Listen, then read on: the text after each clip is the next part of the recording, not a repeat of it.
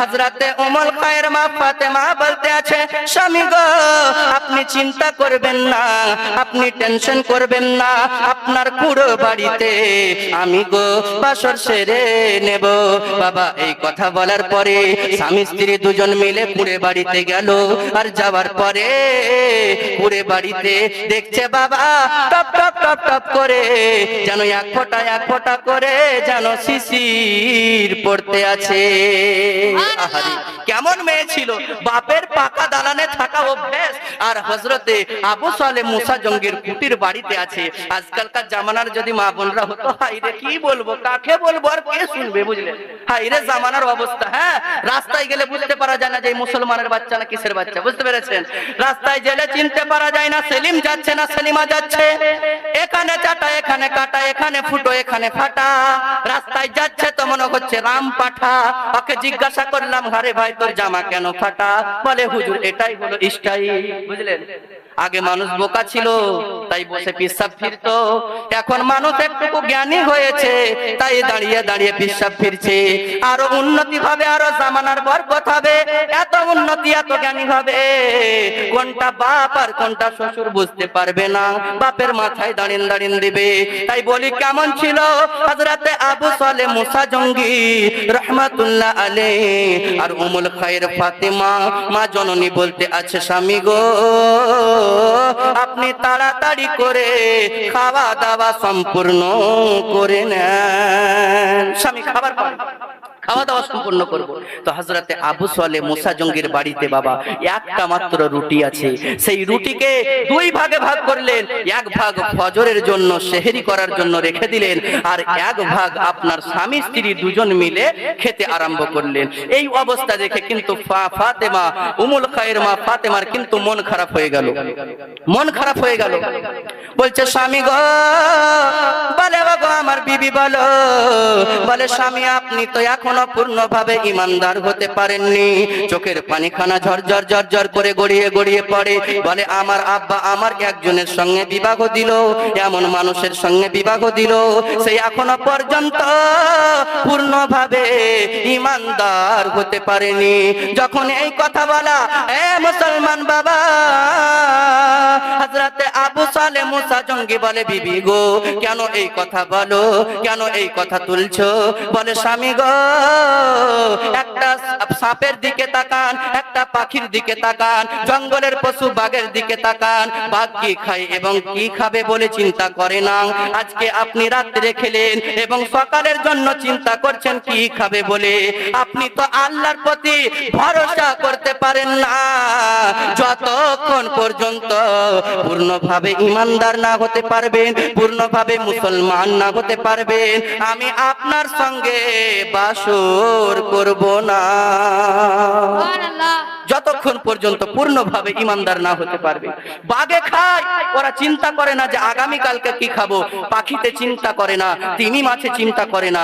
আপনি তো আশরাফুল মখলুকাত, আর আপনি আশরাফুল মখলুকাত হয়ে রাত্রে খেলেন আর সকালের জন্য জোগাচ্ছেন, এখনো আপনি পূর্ণ ইমানদার হতে পারেননি।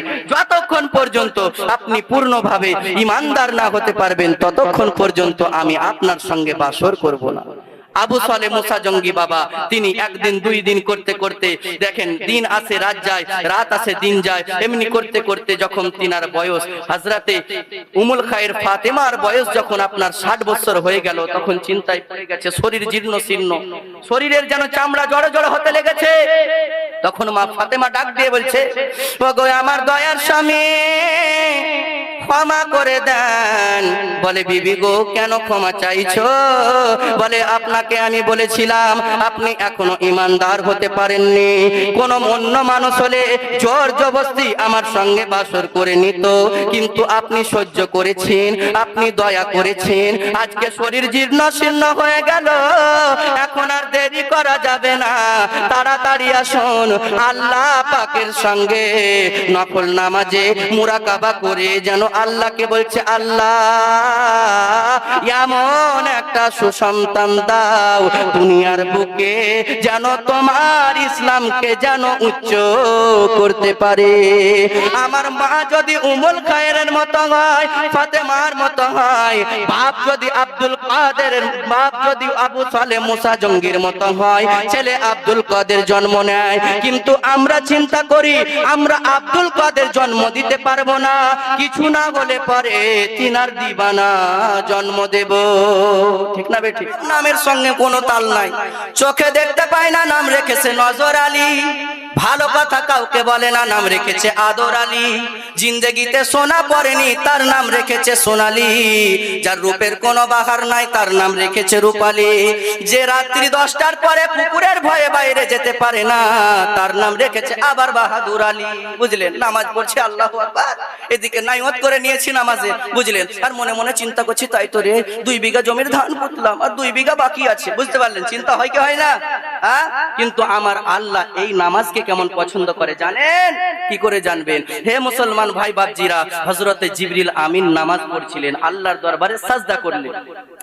হযরতে জিবরিল আমিন নামাজের জন্য সাজদা করলেন। 1 বছর 2 বছর করতে করতে 40,000 বছরে 1 রাকাত নামাজ পড়লেন, আবার উঠে দাঁড়ালেন, আবার নামাজে দাঁড়িয়ে গেলেন, আবার 1 বছর 2 বছর 3 বছর করতে করতে 40,000 বছর হয়ে গেল, আবার যেন নামাজ কমপ্লিট করলেন।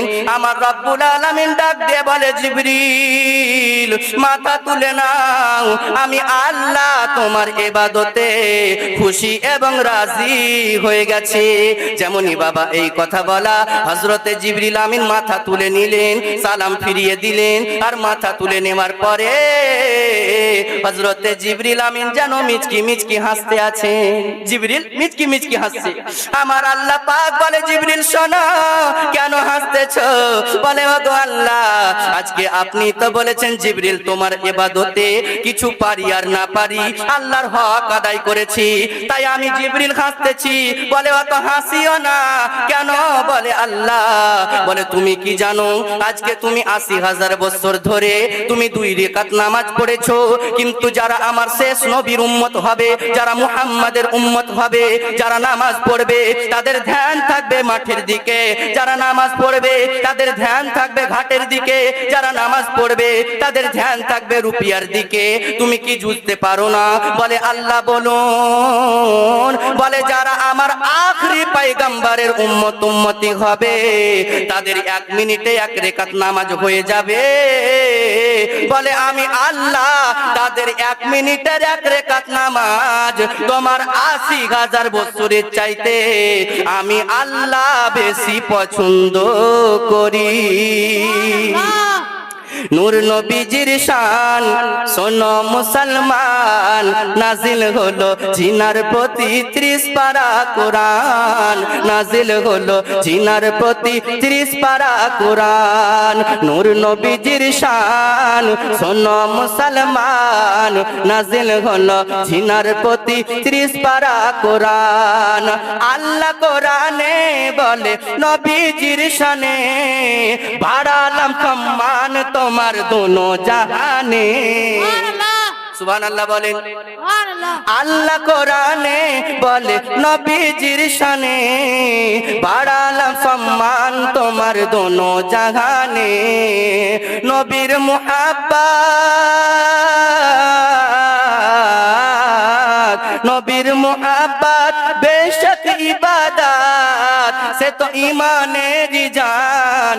নূর নবীজির শান শোনো মুসলমান, নাজিল হলো জিনার প্রতি 30 পারা কোরআন, নাজিল হলো জিনার প্রতি 30 পারা কোরআন। যাই হোক মুসলমান ভাই বাপজিরা, বক্তব্য শুরু করিনি, বক্তব্য হবে না ছেড়ে দেবো গো। শুনবেন? কারা কারা শুনবেন না হাত উঠান। ওই দেখেন হোসে পড়ে জোশ খেয়ে বলছে হাত উঠাছে। কারা কারা শুনবেন না বলেছি, বুঝতে পারলেন? ওই রকম শুনিয়েন না। মৌলবি বলছে সুদ খাওয়া হারাম, আর পাবলিক শুনে নিয়েছে দুধ খাওয়া হারাম। সকালবেলায় দুধ চা চাচি দিয়েছে, বুঝলেন? আচ্ছা তারে মার। বলে, তুই শুনিসনি? বলে, কি শুনবো? বলে, মৌলবিজি বললো যে দুধ খাওয়া হারাম। তো বলে, আরে দুধ খাওয়া হারাম বলেনি, সুদ খাওয়া হারাম বলেছে। ওই রকম শুনিয়েন না। পাবলিক যখন মৌলবি বলবে সুবহানাল্লাহ আর পাবলিক বলছে তুফানাল্লাহ, ওই রকম শুনলে হবে?